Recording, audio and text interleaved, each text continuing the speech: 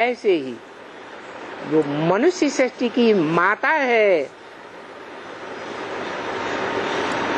उसमें एक शरीर धारणी है जड़ और दूसरी आत्मा, इसलिए दोनों को मिला करके महालक्ष्मी कही जाती है। क्या? महालक्ष्मी, महागौरी और महाकाली,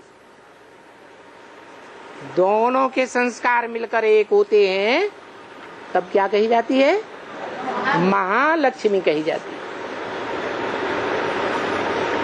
अब बताओ, उस महालक्ष्मी में से कृष्ण वाली है आत्मा को जन्म देने वाली माता कौन?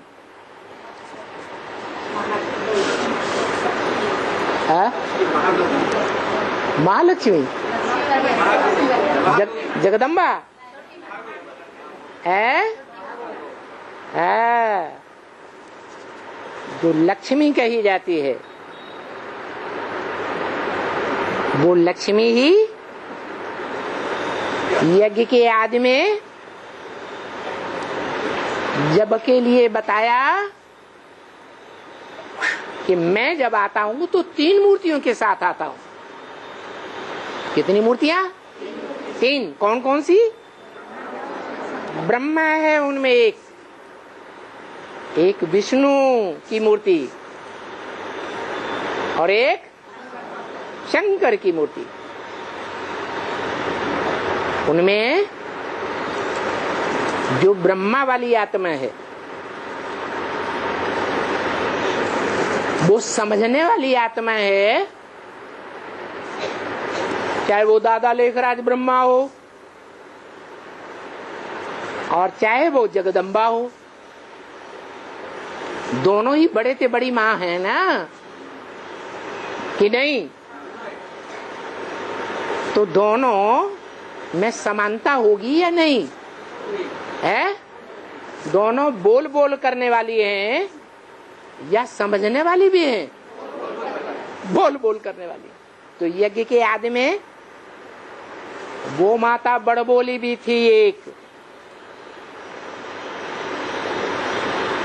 जिसकी यादगार में उसकी मूर्ति में लंबी जीभ दिखाई जाती है।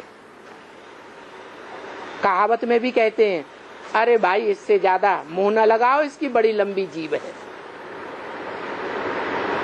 तो एक माता वो थी यज्ञ के आदि में, और दूसरी माता वो थी जो बोलती कम थी लेकिन समझती ज्यादा थी। तो जब दादा लेखराज ब्रह्मा के साक्षात्कारों का अर्थ सुनाया गया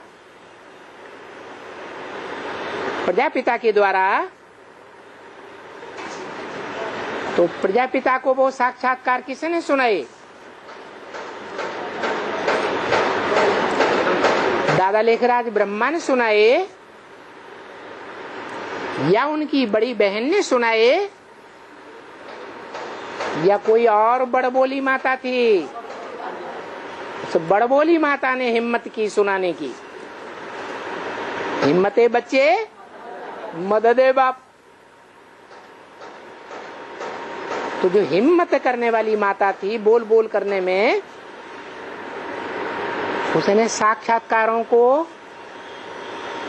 मनुष्य सृष्टि के बीज प्रजापिता के सामने सुना दिया।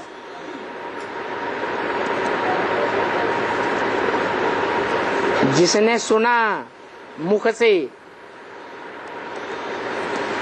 वो पहला ब्राह्मण हो गया, और जिसके मुख से सुना वो क्या हो गई? ब्रह्मा माता हो गई,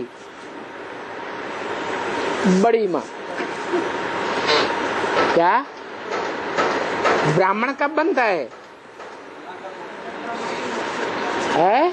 ब्रह्मा के मुख से सुने तो पक्का ब्राह्मण।